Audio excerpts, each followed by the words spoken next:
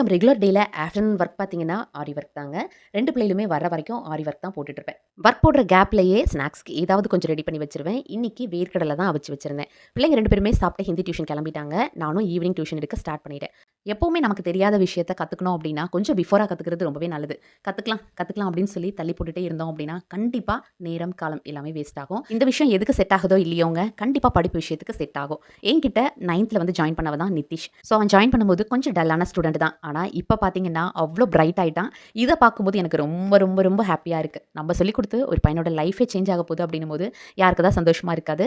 அவன் last time 10த்ல mark பார்த்தீங்கன்னா, மேத்ஸ்ல 94 எடுத்திருக்கான்.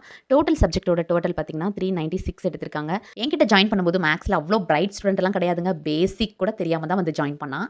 இப்ப பார்த்தீங்கன்னா, +1ல அகைன் மேத்ஸ் குரூப் தான் எடுத்திருக்கான். இப்ப நான் அடுத்த கோலா அவனுக்கு செட் பண்ணியிருக்கிறது, கவுன்சிலிங்ல எப்படியாவது நல்ல காலேஜ செலக்ட் பண்ற அளவுக்கு படிச்சே ஆகணும் அப்படின்னு. கண்டிப்பா என்னோட ஆசையும் இல்ல, அவனோட லைஃப்பும் நல்ல